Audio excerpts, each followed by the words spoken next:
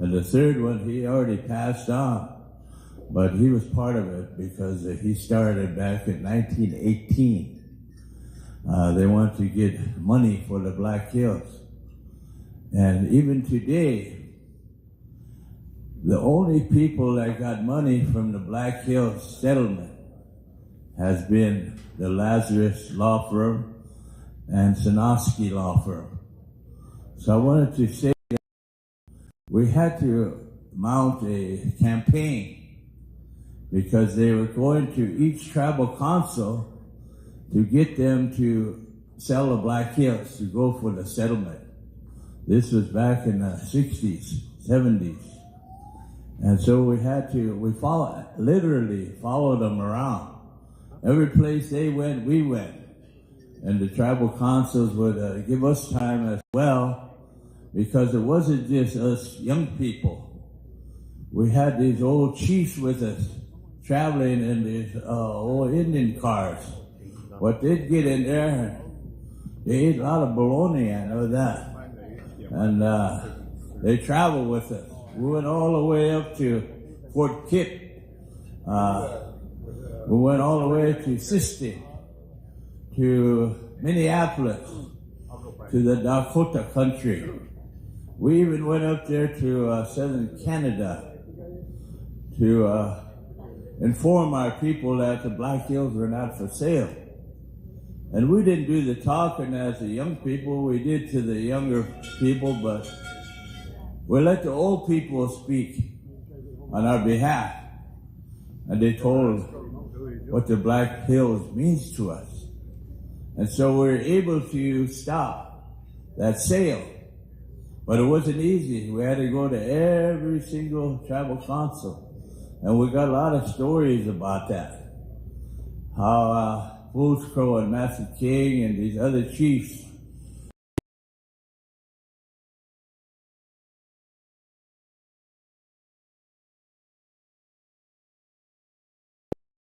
atmosphere within the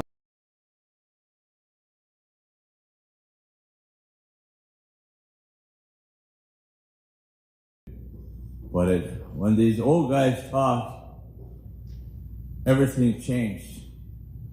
And once they told what the Black Hills, how it was part of our history, what it meant to our children.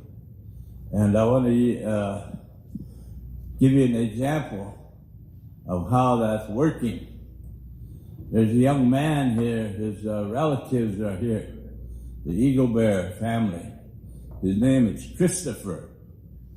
And I saw him on TV. I was having to go through in Rosebud, they got a channel for their tribal council meetings. And he was on there, so boy, I turned it up. Because I see him, I met him at these meetings. And I know his family, and I know his grandmother. She was on the council a long time ago. And always stood for those things that helped our people. And Christopher got up there and he took on the power of those that were against this bill. It don't mean nothing.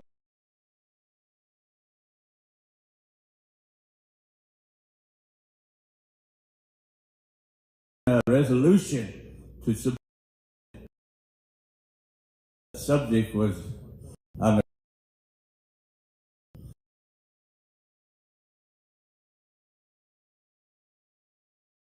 to him and to our people. And boy, they voted.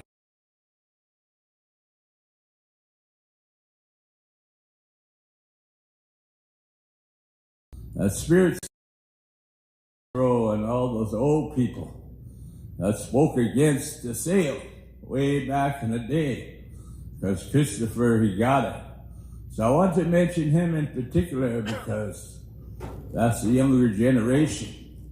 And I saw him last night. Maybe he's still asleep. I know his uncle's here.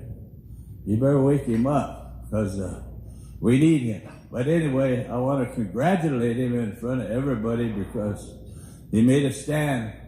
He made what we're doing We always say it's for the young, it's for the people coming up, but he proved it. And he spoke well, and the council passed a bill to support the Black Hills, the new Black Hills bill. So I want to mention his name because it makes it all worth it. All those times traveling in those old Indian cars, man, reservation to reservation, trying to take care of the old folks that were with us. But they stopped the sale then, and Christopher stopped the sale. But now we have an alternative. We're trying to use their system. You know, it's supposed to be nation to nation, but we're giving the United States a chance to look at our history, to look at the court cases, whether it's United States versus nation or Yellow Thunder versus United States. All these cases have been in favor of the Lakota people. So we only do this because that's ours. We're the rightful owners, and we can't ever forget that. And I just want to mention what happened there at Rosebud, and we hope that the other tribes will take example from our young people who now have that spirit within them, and who were very successful there at Rosebud.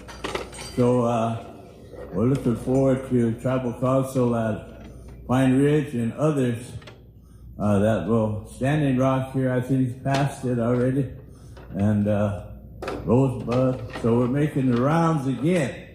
Only this time we don't have to stop the sale. We just got to support what we're trying to do. And it's not the total answer. Doesn't solve all our problems. Because you know who's the president now?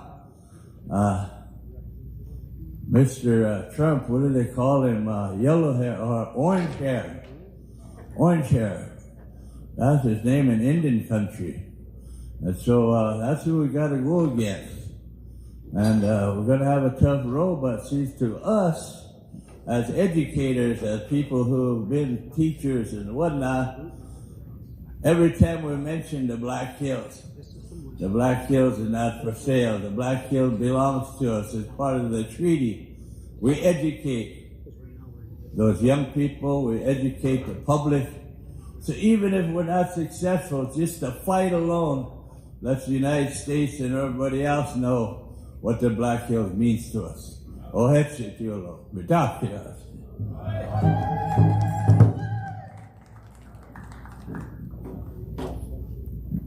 Thank you. Let's give everyone a round of an applause here again for our good welcoming here this morning. Words of encouragement, some history.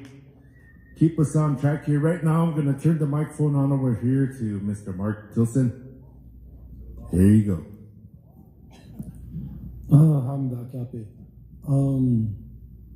My name is Mark Kenneth Tilson. I'm a Oglala Lakota Oyuchpe from Porcupine, South Dakota. I work with the Education and Outreach Committee here, and I'm also a local organizer on the Protect the Sapa campaign with the NDN Collective. And I wanted to give just a brief history of these efforts that we've been working on. This actually started years ago. And there was a convening of tribal governments, treaty councils, our leaders in Rapid City. At the time, we thought that co-management would be a stepping stone to the return of the Black Hills. And it's a really good idea.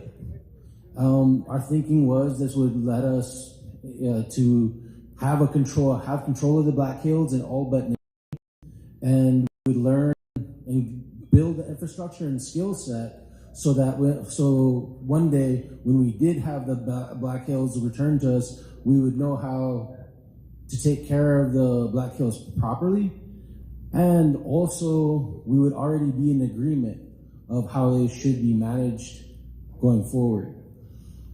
Our elders at the time rejected this notion, saying that co-management is not enough, that co-stewardship is not enough, that it's an incremental move, but we need to think visionarily. We need to look at the real return of the land and the return of the Black Hills to the Lakota people. So